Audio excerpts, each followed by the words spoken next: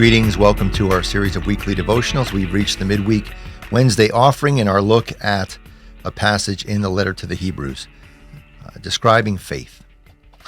I had a conversation recently with a funeral director, and he was sort of bemoaning the fact that people don't really dress up nice for church anymore. He was wearing a suit and tie. I was wearing a suit and tie.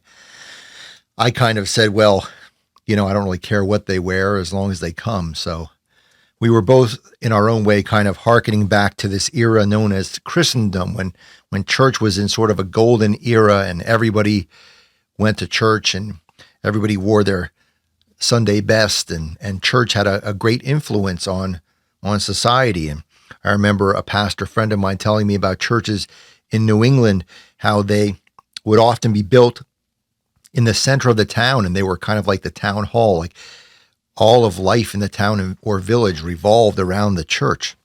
That's certainly not the case any longer.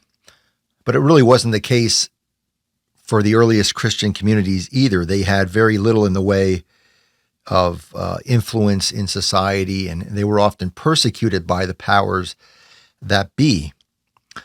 And the passage in our lectionary opens with a reference to the story of Exodus. By faith, the people passed through the Red Sea as if it were dry land, but when the Egyptians attempted to do so, they were drowned.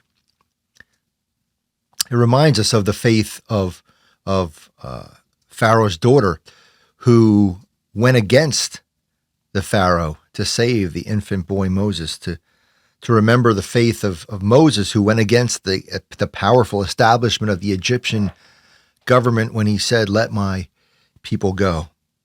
It reminds us that our faith is meant to be subversive and to kind of go counter to or against the status quo.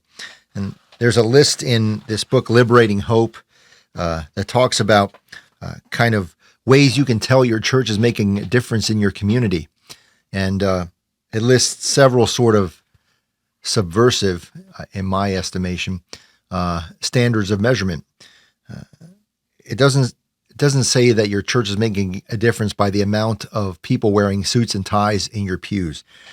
Instead, it says, look for things like this: the number of cigarette butts in your church parking lot, the number of pictures on the church wall of unwed mothers holding their babies in their arms for the first time, the number of former convicted felons serving in the church, the amount of money the local school has saved because of services the church has provided, the number of weddings your church does that no one else will do. Those kinds of standards of measurement remind us that our churches are not meant to align with the status quo, but to subvert it. Amen.